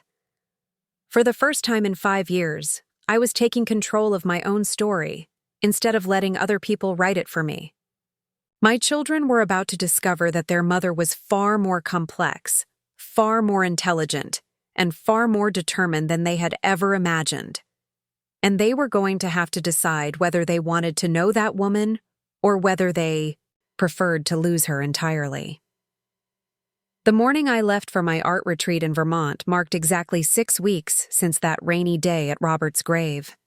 As I loaded my suitcase into the car, I felt like I was shedding an old skin, leaving behind the woman who had spent 5 years shrinking herself to fit into other people's expectations. The woman driving to Vermont was someone I was still getting to know, but I liked her already. My phone had been unusually quiet for the past week. After the confrontation about the tuition money, my children seemed to have entered a phase of strategic silence, perhaps hoping that if they withdrew their attention, I would panic and return to my old patterns of desperate accommodation. Instead, their absence felt like a gift. For the first time in years, I could think clearly without the constant noise of their needs and demands clouding my judgment. The art retreat was everything I had hoped it would be and more. Nestled in the mountains among trees that were just beginning their autumn transformation, the center was filled with people who had come to explore their creativity without apology or explanation. Some were like me, older individuals reclaiming passions that had been set aside for family responsibilities. Others were younger artists taking time to develop their skills and vision. What united us all was the understanding that art mattered, that personal expression was valuable, that taking time for yourself wasn't selfish but necessary. I hadn't painted seriously since college, but the muscle memory returned quickly once I stood before an easel with a brush in my hand. The instructor, a woman named Claire who was probably my age, but carried herself with the confidence of someone who had never doubted her right to take up space in the world, encouraged us to paint not what we saw, but what we felt. My first painting was a landscape, but not of the Vermont mountains surrounding us. Instead, I found myself recreating the view from my kitchen window, the garden Robert and I had planted together, but painted in the colors of freedom rather than memory. The roses were wild and overgrown, spilling beyond their traditional boundaries. The sky was vast and open, full of possibilities rather than clouds. When I stepped back to look at what I had created, I saw not the past I was mourning, but the future I was building. "That's powerful," Claire said, studying my work. "There's liberation in every brushstroke." On the 3rd day of the retreat, I received a call from Daniel. I almost didn't answer, but something in his tone when he left, a voicemail made me curious enough to call him back. "Mom, I've been thinking about our conversation," he said, and he sounded different somehow. Less cavalier, more thoughtful than I was used to hearing from him. "What about it?" I asked, continuing to clean my brushes while we talked. "I think I owe you more than an apology," he said. "I think I owe you an explanation of how I got so messed up in my thinking about you." This was unexpected. Of my 3 children, Daniel had always been the least analytical, the most likely to drift through difficult conversations without really engaging with their substance. "I'm listening," I said. "I was thinking about what you said, about how we only call when we need something, and I realized that's exactly what I do. But I also realized why I do it." He paused, and I could hear him taking a deep breath. "After Dad died, you became like this superhero figure to me. Nothing ever rattled you. Nothing was ever too much trouble. You always had solutions for everything. And I guess I started thinking of you as this inexhaustible resource rather than as a person who might have her own problems and needs. I set down my brushes and gave him my full attention. I think, Daniel continued, that it was easier for me to see you that way than to deal with the fact that you were probably struggling just as much as we were, maybe more. If I acknowledged that you were hurting too, then I would have had to figure out how to take care of you, and I was barely managing to take care of myself. This was the most mature thing I had ever heard Daniel say, and it took me completely by surprise. So instead of seeing you as a person who was grieving Dad and trying to figure out how to rebuild her life, I saw you as this pillar of strength who existed primarily to help the rest of us figure out our lives. Daniel, I said softly, that's a very insightful observation. Yeah, well, it took me long enough to figure it out, he said ruefully. And the thing is, I don't think it was just me. I think we all did it. Maybe for different reasons. But we all turned you into this caricature of the perfect mother instead of seeing you as Linda, the actual person. I felt tears pricking at my eyes, not from sadness, but from relief. Finally, one of my children was seeing me clearly. What made you realize all this? I asked. Honestly, I was talking to my therapist about the whole family situation, and she asked me to describe you as a person, not as my mother. And I realized I couldn't do it. I couldn't tell her what you like to do for fun, what your dreams are, what makes you laugh. I know you as a function, not as a human being. The admission was both heartbreaking and hopeful.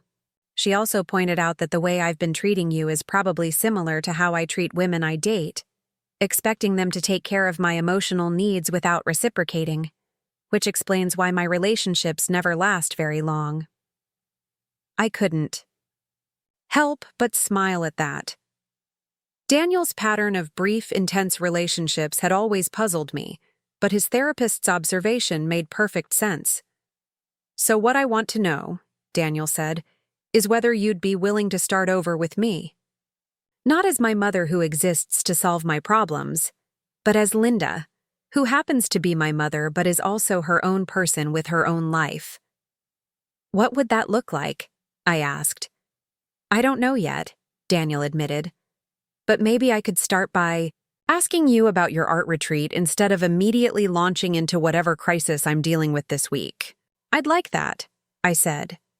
And so we talked for 20 minutes about painting and creativity and the mountains and the other people at the retreat. Daniel asked thoughtful questions and shared stories about his own artistic struggles. For the first time in years, I felt like I was talking to an adult child rather than to a grown-up toddler who saw me primarily as a source of comfort and resources. When we hung up, I felt a cautious optimism about the possibility that at least one of my children might be capable of real change. The optimism was short-lived. That evening, I received a very different kind of call from Michael.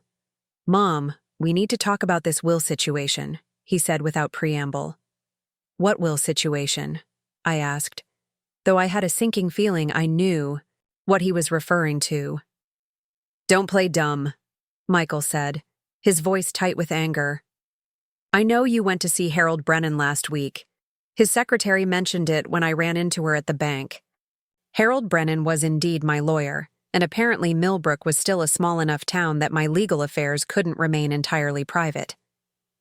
My will is my business, Michael, I said calmly. Not when you're making changes based on some temporary family drama, he shot back. Mom, you're being manipulated by whatever midlife crisis you're going through, and you're making decisions that are going to affect all of us. The accusation that I was the one being manipulated was so absurd that I almost laughed. Michael, can you hear yourself right now? You're angry that I might be making decisions about my own money without consulting you first. Do you understand how entitled that sounds? It's not about entitlement, Michael said, though his tone suggested otherwise. It's about making sure you don't do something you'll regret later when you're thinking more clearly. I'm thinking more clearly now than I have in years, I replied. And what I'm thinking is that my children have been taking advantage of my grief and my desire to maintain family connections to treat me like their personal bank and unpaid employee. That's not true, Michael protested, but there was less conviction in his voice than there had been in previous conversations. Isn't it? When was the last time any of you called to ask how I was doing without wanting something from me? When was the last time any of you included me in your lives because you enjoyed my company rather than because you needed free labor? Michael was quiet for a long moment. Mom, maybe we haven't been as attentive as we should have been, but that doesn't mean you should rewrite your will to punish us. I'm not punishing anyone, I said. I'm ensuring that my money goes to people and causes that actually value what I valued. And I'm making sure that if my children want to benefit from their father's hard work, they'll have to demonstrate that they actually knew and cared about the woman he worked so hard to provide for. What does that mean exactly? Michael asked, and I could hear the fear creeping into his voice. It means that before anyone inherits a significant amount of money from me, they'll need to prove that they know me as a person, not just as a source of financial support, I said. It means they'll need to show that they've made an effort to have a real relationship with me based on mutual respect and genuine affection. And if we can't prove that to your satisfaction, Michael asked, then the money goes to people and organizations that did value me, I said simply. The Art Scholarship Fund at the community college, the women's shelter where your father and I volunteered, various charities that work with causes I care about. You can't be serious, Michael said, his voice rising. You're going to give away Dad's life insurance money to strangers instead of to your own children? I'm going to give Robert's money to people who embody the values he and I shared, I corrected. Kindness, generosity, respect for others, community service. If my children demonstrate those values in their relationships with me, then they'll inherit as planned. If they don't, then the money will go to people who do. The silence that followed was so complete, I wondered if Michael had hung up. Mom, he finally said, and his voice was quieter now, more serious. What exactly would we need to do to prove that we know you and care about you? It was the first time in our entire conversation that he had asked what I wanted, rather than arguing about what he thought I should want. You could start by spending time with me that isn't about needing something from me, I said. You could ask about my interests and actually listen to the answers. You could include me in your children's lives in meaningful ways, not just as emergency childcare. You could treat me like someone whose happiness matters to you. And if we do those things, Michael said carefully, you'll change the will back? I sighed. Even when he was trying to understand what I wanted, Michael was still primarily focused on the financial implications. Michael, I don't want you to have a relationship with me because you're worried about your inheritance. I want you to have a relationship with me because you love me and value my presence in your life. I do love you, Michael said, sounding genuinely hurt. Of course I love you.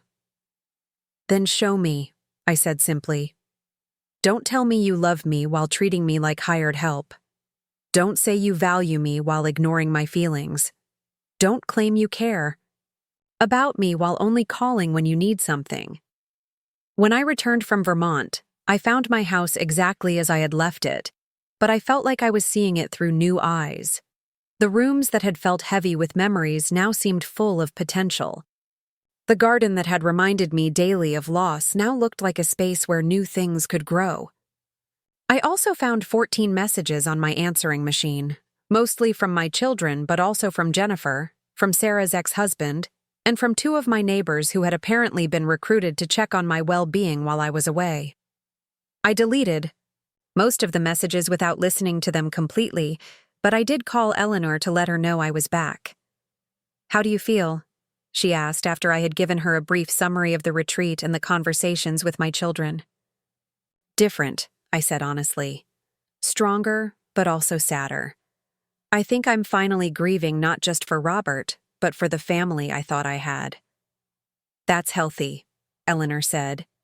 You can't build something real on a foundation of illusions.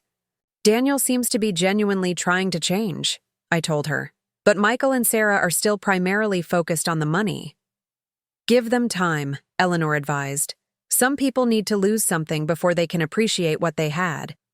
Over the next few weeks, I settled into a new routine that felt more authentic than anything I had experienced since Robert's death. I attended my Italian language classes twice a week and found myself looking forward to them with an enthusiasm. That surprised me. I spent mornings in my garden, not just maintaining what Robert and I had planted, but adding new elements that reflected my evolving tastes and interests. I also began volunteering at the women's shelter where Robert and I had worked together. But now I was there as Linda rather than as half of a couple. The work felt different, more personal somehow, as I helped women who were rebuilding their lives after difficult relationships. I saw my own journey reflected in their struggles and triumphs. My social life expanded in ways that would have been impossible when I was constantly available for my children's needs. I joined a book club, started attending lectures at the local library, and even went on a few casual dates with men I met through various activities. Nothing serious, but it was refreshing to discover that I was still capable of connecting with new people. The most significant change was in how I spent my evenings. Instead of sitting alone in my living room waiting for phone calls that might or might not come, I filled my time with activities that interested me. I painted, I read, I planned trips, I researched causes I wanted to support.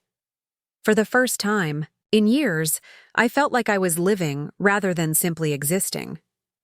Daniel kept his word about trying to build a different kind of relationship with me. He called regularly. Not because he needed something, but because he wanted to talk. He asked about my paintings, my Italian lessons, my volunteer work. He shared details about his own life that went beyond his immediate needs and crises. Slowly, carefully, we began to know each other as adults, rather than as mother and dependent child. Michael and Sarah, however, seemed to be struggling with the new dynamics. They continued to call, but their conversations had an awkward, forced quality, as if they were following a script someone else had written. They asked about my activities, but I could tell they were going through the motions rather than feeling genuine interest. They made efforts to include me in family activities, but the invitations felt calculated rather than spontaneous. The real test came in December when Sarah called to invite me to Emma's Christmas pageant at school. It's on December 15th. At 7 p.m., she said. I thought you might like to come. I'd love to, I said, genuinely pleased. Thank you for thinking of me. But when December 15th arrived and I showed up at the school, I discovered that Sarah hadn't actually made arrangements for me to sit with the family. She seemed surprised to see me and scrambled to find me a seat near the back while she and her ex-husband sat together in the front row with other parents. After the performance, as families gathered to congratulate their children, Sarah approached me with an awkward smile. Thanks for coming, Mom. I know Emma was excited to see you here. But when I looked around for Emma to congratulate her, she was already leaving with her father, and Sarah made no effort to facilitate a conversation between us.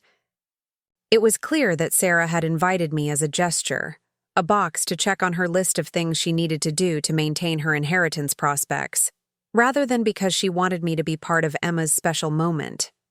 I drove home that evening, feeling disappointed but not surprised. Sarah was trying to do the right thing, but she was doing it for the wrong reasons, and the difference showed in every interaction. The contrast with Daniel's approach was striking. When he invited me to his art opening in January, he picked me up personally, introduced me to his friends as someone he was proud to have there, and spent genuine time with me throughout the evening. He wasn't performing the role of dutiful son. He was sharing an important moment with someone he cared about. By spring, the new patterns in my family relationships had solidified. Daniel and I had developed a genuine friendship that honored both our familial connection and our individual identities. Michael and Sarah continued to make efforts, but their interactions with me remained transactional, motivated more by financial concerns than by authentic affection. I wasn't surprised, therefore, when Michael called in April to ask if we could have lunch to discuss the family situation. We met at a restaurant we had been to many times before, but the atmosphere between us was different now. Michael seemed nervous in a way I had never seen him, and he spent several minutes making small talk before getting to the point of our meeting. "Mom, I've been thinking about everything that's happened over the past year," he said finally. "And I want you to know that I understand why you were upset with us." "Do you?" I asked, genuinely curious about what conclusion he had reached. "I think we took you for granted," he said carefully. "We got used to having you available whenever we needed help, and we didn't consider how that might make you feel." It was a reasonable summary, as far as it went, but it still framed the problem in terms of my feelings rather than their behavior. "I also think," Michael continued, "that we could do a better job of including you in our lives in ways that aren't just about needing help with something." "That would be nice," I said neutrally. Michael leaned forward slightly. "So I was wondering if you might consider modifying the will situation. Not going back to the original version necessarily, but maybe something that gives us credit for the efforts we've been making to rebuild our relationship." And there it was. The real reason for lunch. The bottom line that Michael had been building toward throughout our conversation. He had analyzed the situation, determined what changes he needed to make to secure his inheritance, and was now negotiating for a better deal. "Michael," I said gently, "do you understand the difference between what you're doing right now and what Daniel has been doing?" Michael looked genuinely confused. "What do you mean?" "Daniel isn't trying to earn his inheritance," I said. "He's trying to know his mother. He's not calculating what he needs to do to get back in my good graces. He's building a relationship with me because he values who I am as a person." "But we all value you," Michael protested. "No," I said sadly. "You value what I can do for you. You value my availability, my financial resources, my willingness to provide support without expecting anything in return. But you don't value me." Michael's face flushed. "That's not fair. I'm here, aren't I? I'm trying to spend time with you and show that I care." "You're here because you're worried about your inheritance," I said calmly. "If I had no money to leave you, would you be making the same effort to rebuild our relationship?" The question hung between us, and Michael's inability to answer it immediately told me everything I needed to know. "That's what I thought," I said, reaching for my purse to pay for lunch. "Mom, wait," Michael said desperately.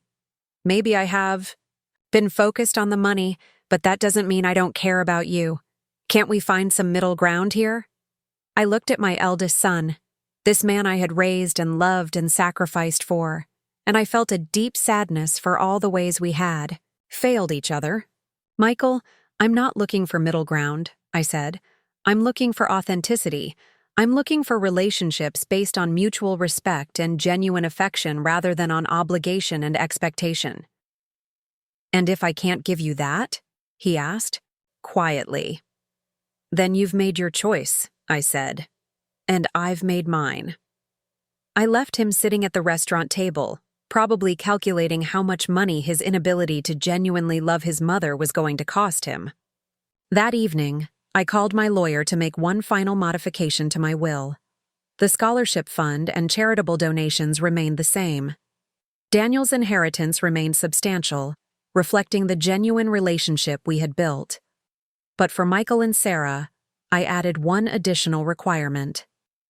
Before they could inherit anything beyond a token amount, they would need to complete a year of family therapy focused specifically on understanding how their behavior had affected our relationship. Not couples therapy or individual therapy, but family therapy designed to help them see me as a person rather than as a resource. If they were willing to do that work, if they were willing to examine their own behavior and make genuine changes, then they could inherit as originally planned. If they weren't, then their portions would join the scholarship fund and help other people pursue their dreams. It wasn't punishment. It was an opportunity for growth, for healing, for becoming the kind of people their father would have been proud to call his children. As I signed the documents, I realized that I was finally at peace with whatever choice they made. I had done everything I could to show them another way of being in relationship. Whether they chose to take that path was up to them. Later that evening, as I sat in my garden watching the sunset behind the roses Robert and I had planted so many years ago, I thought about the journey that had brought me to this moment. It had started with abandonment, with standing alone in the rain while the people I loved most drove away from me. But it had become something much more powerful, a reclamation of my own agency, my own worth, my own right to be seen and valued for who I truly was. I was no longer the woman who had been left at that graveside. I was no longer the woman who accepted crumbs of attention and called it love. I was Linda Thompson, 63 years old, artist, volunteer, student of Italian, lover of books and travel and meaningful conversation. I was a woman who had learned to put herself first without feeling guilty, who had discovered that she was interesting and capable and worthy of respect.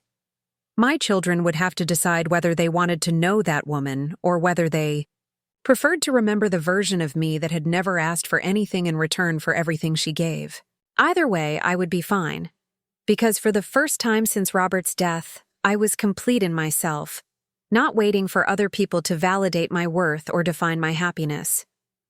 The fortress Robert had built had indeed become my liberation, not just financially, but emotionally and psychologically. I was free to be myself, free to make my own choices, free to demand the kind of love I deserved, rather than settling for the kind of love other people were willing to give. And that freedom, I realized, was the greatest inheritance I could have received. Up next, you've got 2 more standout stories right on your screen. If this one hit the mark, you won't want to pass these up. Just click and check them out.